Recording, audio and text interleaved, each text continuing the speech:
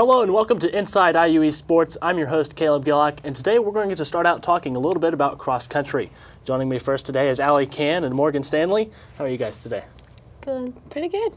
Well, thanks for joining me once again. Let's start out by, for our viewers that don't really know you guys or haven't been around much, tell us a little bit about yourselves, where you're from, what your major and minor is, and what your future plans are. We'll start with you, Morgan. Okay, I am a sophomore this year at IU East, and I'm from Winchester, which is about 45 minutes from here. My major is pre-veterinary science. I hope to one day go to Purdue to become a veterinarian for both large and small. So that's my plan so far. All right, how about you, Allie? Well, I'm a freshman. I'm actually from Etna Green, which is a small town up north, like 3 hours away.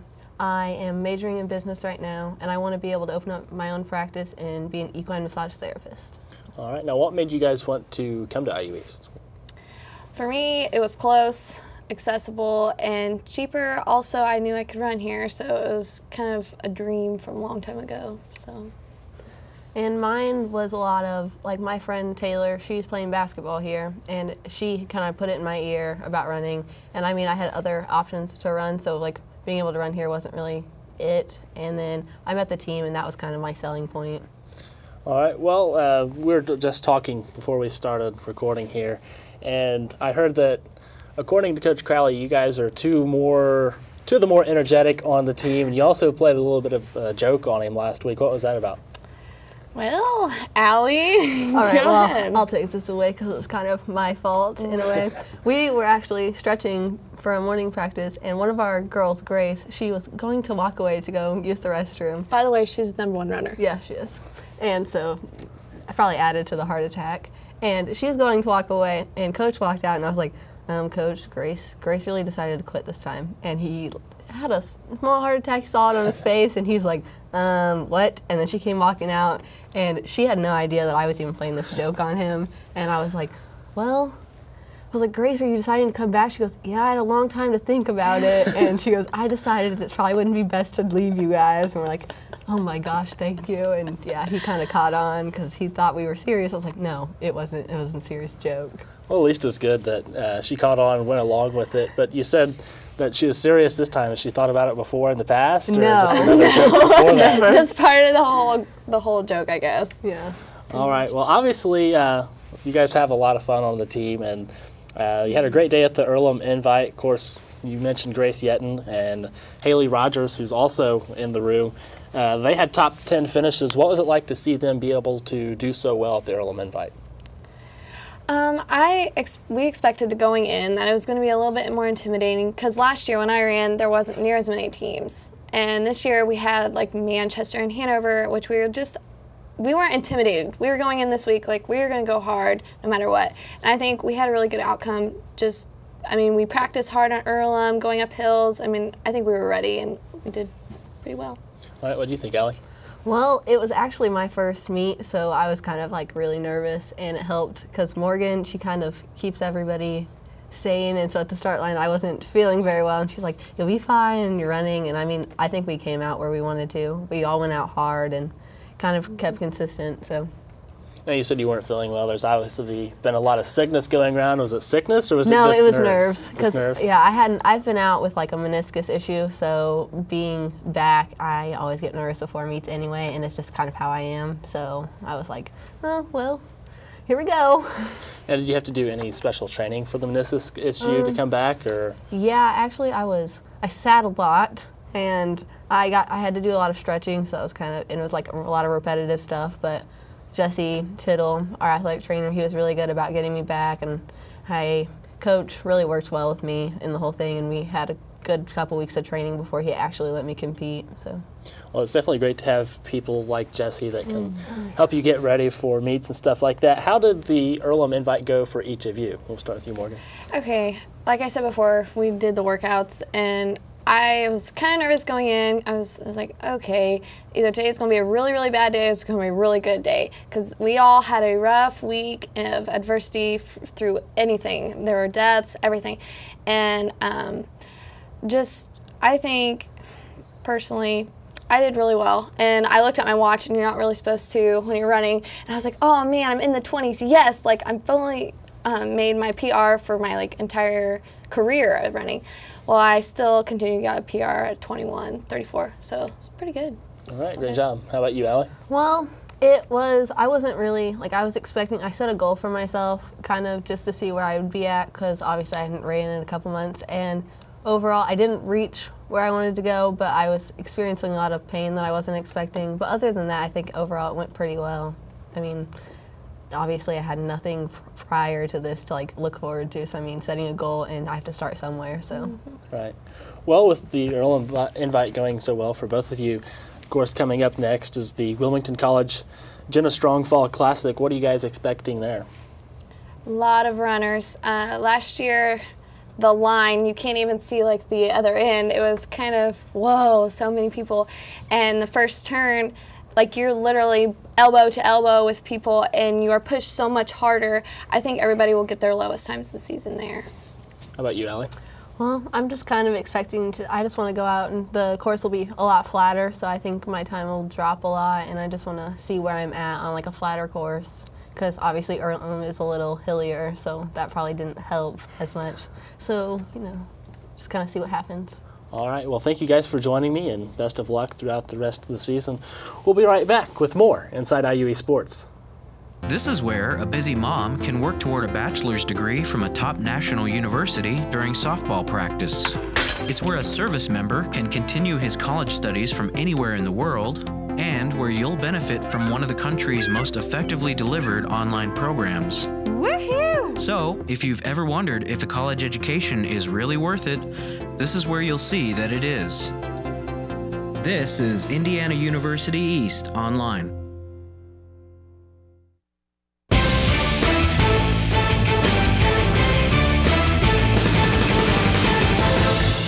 And welcome back to Inside IUE Sports. Now joining me is men's cross country head coach Brett Crowley. Brett, how are you today? Caleb, great. I'm doing fine. Thanks for having me on again. No problem. Well, let's talk a little bit about the men's team. Of course, we just talked about women's cross country. Back at the Earlham Invite, how did that go? Well, I wish that our men's team and our representatives could have been here to speak for themselves in this aspect. They're all tied up in class and other activities. But for our men's program, extremely great effort to finish fourth in a meet, probably one of the toughest venues that we'll run on in Earlham's course. Dylan Cope, again, having a PR, along with Seth, finishing in the top 20. But for our whole team, especially Pedro Feliciano, who in previous meet did not finish due to an injury, finishing strong under 30 minutes. Colin Burris, along with Adam Klipstein, having another PR himself. Our men's team acquitted itself well, and if we can do this against this sort of talent, NCAA Division III talent, certainly the sky's the limit. And again, good feeling all the way around for our men's group. Now, you talked about the several that had top 20 finishes, like Seth Prince and Dylan Cope. What was it like to see them do so well there? It's always anytime you see IU East Red coming across the finish line and competing against schools like Hanover and Manchester and whatnot. Unique to our situation with Seth being a senior, along with Taylor Gray being a senior, and Taylor himself had an outstanding time and good showing at Earlham, long and the short of it. To see those two guys, not only competing in practice, but also the friendly competition. Seth has been our number one runner, if you will, in terms of time. But that's pushed Dylan to have somebody to chase after. And now that they're both really pushing each other along with their other teammates, that sort of competition has really helped us, not only in practice, but obviously came through in this particular meet. Now, as the season has progressed, how is the team doing? Have there been any injuries or anything so far? Knock on wood, we've all gone through a little sickness everybody's had, the kind of the cold flu bug on both men's and women's team. Right now, we're about as healthy as we can be. Kyle Hall is a little nicked up with some mild plantar fasciitis. Pedro's had some issues with his hip, and mostly his diet and nutrition. He's been subsisting on, for lunch, a baked potato and water, which that's not enough for an elite college athlete to have, especially for lunch. He needs to be putting down at least 3,000 calories a day, if not more. And we've tweaked that. But for the most part, we're extremely healthy at the moment, and we have a lot of depth on the men's team. So if someone is ill or is physically not ready to go, somebody's in position to step in and perform well for us. All right, well, definitely congratulations on such a great performance at the Earlham Invite. Thank you very much. Next up is the Wilmington College's Jenna Strong Fall Classic. What do you expect to see there? A lot of fast times, flat land. We've been running a lot on hills at Purdue and obviously at Earlham. Unique to this event, almost all of the KIAC opponents that we'll see at the conference meet will be there in Asbury and Brescia and Rio Grande. So it'll be a good preview meet, I think, for us all. Wilmington traditionally has been a place for us where we've run fast times. It'll be extremely crowded, probably at least 300 runners in each event, and it's a fairly narrow course too. So there's a lot of opportunities to be spiked, and a lot of shoulder. So it'll be like NASCAR, rubbing is racing, as they say. And with that said, our team, I think, is in position. We have good 2 weeks to prepare, and a good training week this week, and some good practice next week. We'll be ready to go for Wilmington. All right, well, good luck. What are some of your expectations for the remainder of the season? Just stay healthy. Again, physically, if we're in good shape, we're doing well in the classroom, all of that will set us up to be able to perform and be ready to go for the KIAC this year at Pittsburgh. Beyond that, our program is not necessarily a results-oriented process. It's more about just that, a process. We train hard. We try to do the best we can in the classroom. All of that allows us to, again, sets us up to be in a place to perform our best. And as long as we give our best effort, that's all I'm really concerned about. All right, well, thank you for joining me, and definitely good luck on the remainder of the season. It's been a great one so far. Thank you. We'll be right back with more Inside IUE Sports.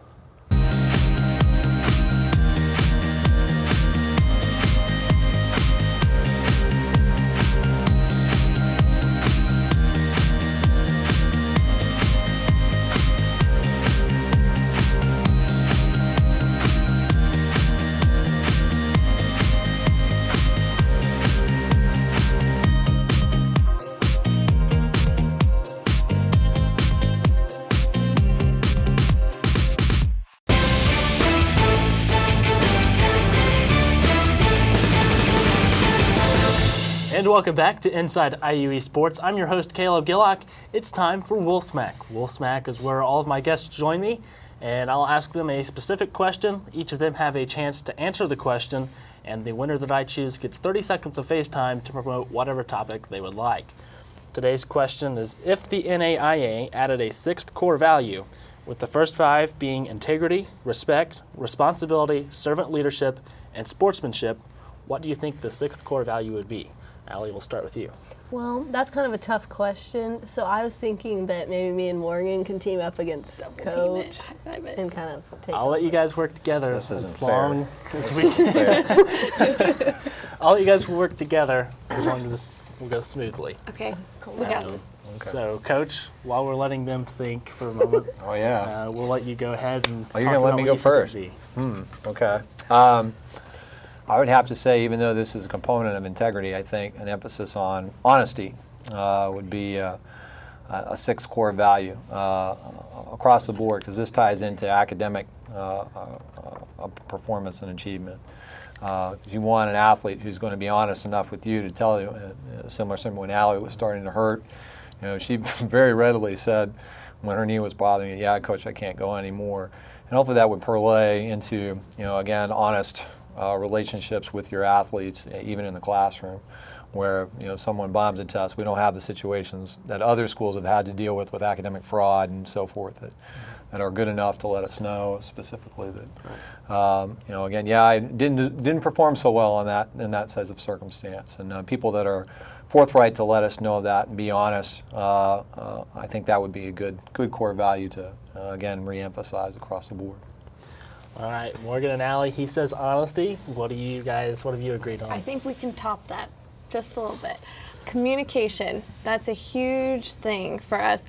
For the girls team, if you guys don't already know, we're pretty close-knit and we tell each other pretty much anything and everything. And that kind of goes with what Coach said, like honesty, communication is kind of being honest with everyone at the same time as talking to everyone when things go on. Like for me, like lately, I've had a rough go this past couple of weeks, and I've had car problems. I've had my knee. I've been sick, and so like communicating with like coach has been like really easy. And I feel like just opening up with people is just going to be like one of those things that needs to happen in order to get stuff figured out. Yeah.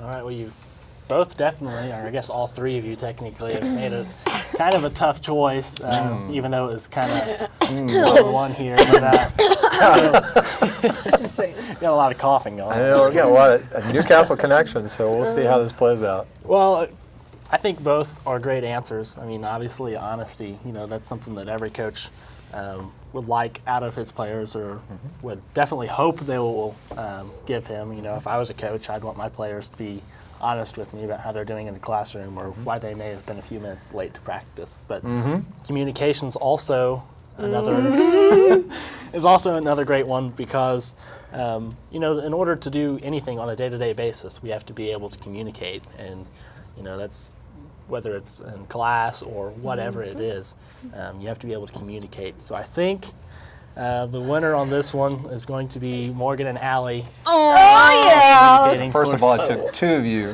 to bring me down, so it took two of you. But wait, you still got brought down. Yes. Because you still won. Again, that's how it goes. Sportsmanship is one of the Congratulations on your victory, ladies, from there. So, all good right. job. Well, obviously some sportsmanship from Allie. And some smack talk going back and forth. Just Good a little job, bit of though. both. Good job. Good try. Thank you very much. So you guys now get 30 seconds of FaceTime to promote whatever you would like. Okay, go. You're good, freshman. Well, I don't know. I think we really kind of want to like promote our team in general, like the cross country team as a whole. We really do work hard, and a lot of us, I feel like we get a lot of recognition, but I mean, even from like our high schools, you don't really hear a lot of cross country stuff. So I mean, cross country as a whole is kind of something that we promote. We work really hard, and we're constantly out there, and we like look out for each other, and so I think that's nice. I agree. I really do agree with what all you said. All right. Well, thank you guys for joining me. Coach, also thank you for joining me for Appreciate you having me. If you'd like to keep update with both cross-country teams, you can go to IUERedWolves.com and check out the schedules and articles. We'll be right back with more Inside IUE Sports. Dylan Newman had a terrible dislocated shoulder after a bad dirt bike accident. The long-term solution, surgery and intense rehab. I trusted Reed Orthopedics because they had already fixed my ankle. And within 4 months of my surgery, Dr. Miller and my Reed therapist, April, helped me to regain my motion and most of my strength. Thanks to Reed Ortho, I can get back to what I love. It's all about trust. Right, Dr. Miller?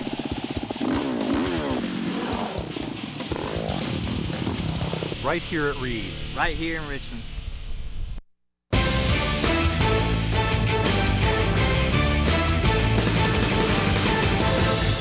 And welcome back to Inside IUE Sports. I'm your host, Caleb Gillock. The IU East volleyball team just finished up another great week. On September 30th, the IU East volleyball team improved their record to 9-9 with a 3-1 win over Anderson University. Let's take a look at the highlights from Anderson. It looks like the point's going to go to Anderson, 20-17. Line judge had to make a tough call. Detweiler gently over the net for the Red Wolves. Anderson fighting to keep it alive. There's Steinbrenner with the kill, and it's now 20-18. All tied up. Here's the serve from Katrina Detweiler.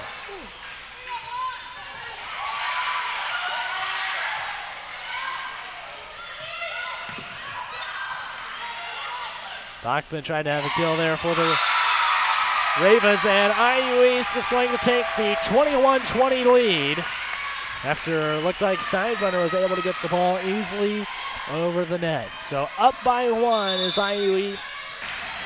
Atia, like you mentioned, a lot of noise right now inside the Chuck Nosey Memorial Gymnasium at Seton Catholic High School.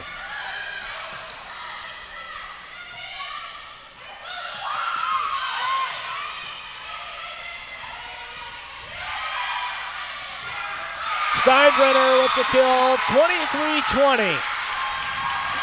IU East with a 4-point lead, and that's going to bring up the match point opportunity as Red Wolf fans are on their feet, as IU East now 1 point away from taking the 3-1 win over a Division III opponent out of the NCAA. And that's going to be off the net, 25-20. Red Wolves will take a 3-1 win over the NCAA's Division III Anderson University. 25-20 in the fourth set, 3-1. Red Wolves come out with the win. From there, the Red Wolves volleyball team broke the 500 mark for the first time this season against KIAC leader Point Park University out of Pittsburgh, Pennsylvania, 3-2, with a score of 3-2. The scores were 23-25, 25-19, 12-25, 25-22, and 15-8. All 5 sets were kept very close by both teams, and Red Wolves actually had to rally back several times throughout the course of the night and take the 25-22 lead in the 4th set with the win and come out and win the 5th set 15-8. The energy inside the Chuck Mosey Memorial Gymnasium was ecstatic as the match was very close and fans spent much of the time during the match on their feet. It was easily one of the best matches of the season for IU East, and Coach Abby Niekamp, along with many of the players off the Red Wolves volleyball team, was very pleased with how the IU East team played against Point Park University and improved the record to 10-9 on the season and 3-2 in the KIAC conference.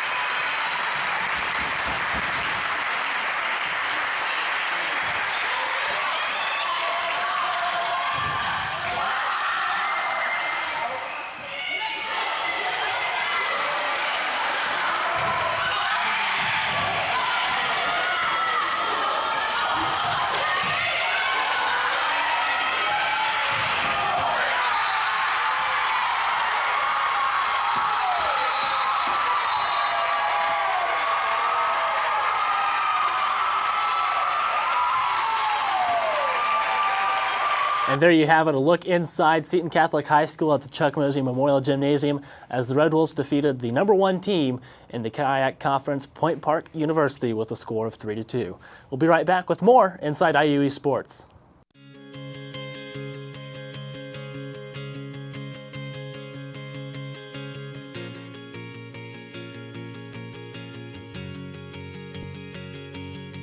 I'm Dr. Ganesh Ramachandran, the region's only hand specialist at Reed Orthopedic Center. Patients love how easy it is having everything under one roof and how easy it is to get here. Right here at Reed Orthopedic Center, right here in Richmond.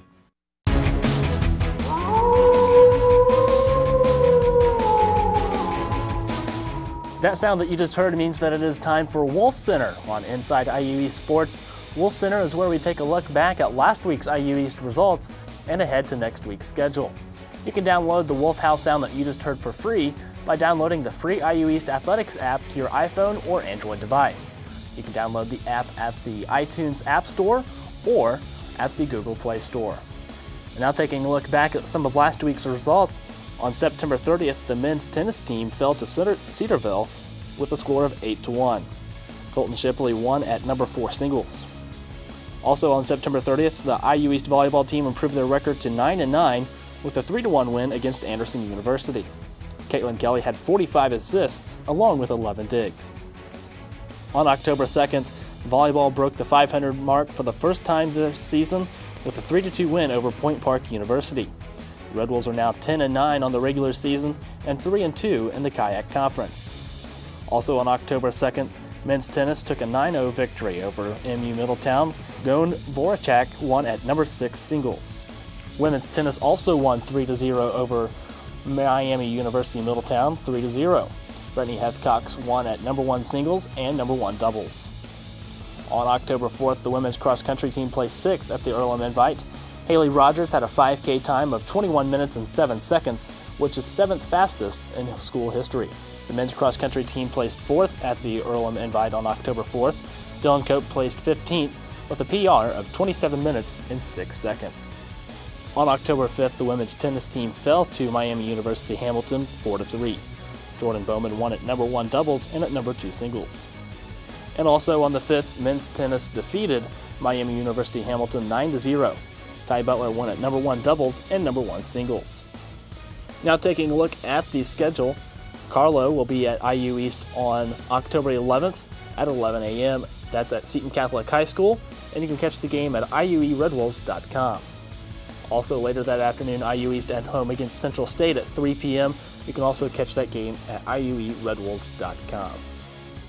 On October 11th, the women's tennis team will be at Oakland City. That starts at 12:30 p.m., but it's a home match for the Red Wolves at Glenn Miller Park. Men's golf will be on the road at Cincy State Invite on October 11th. That's at the Weatherwax Golf Course in Middletown, Ohio. They also have another match. That's the Cincy State Tri match. That's also at the Weatherwax Golf Course in Middletown, Ohio. On October 14th, men's tennis, Wittenberg will be here at home at Glenn Miller Park. That starts at 4 p.m. On October 14th, volleyball at home against Shawnee State. That starts at 7 p.m. That's the Pink Out match, and that's at home at Seton Catholic High School. You can catch that game at iueredwolves.com. And on October 17th, women's tennis is at home against Asbury. That starts at 3 p.m. at Glenn Miller Park. On October 17th, cross country will be at the Wilmington Invite. That starts at 4:30 p.m. at Wilmington College in Wilmington, Ohio. That concludes this week's episode of Inside IUE Sports. I'm your host, Caleb Gillock. Thanks for watching. We'll see you next time.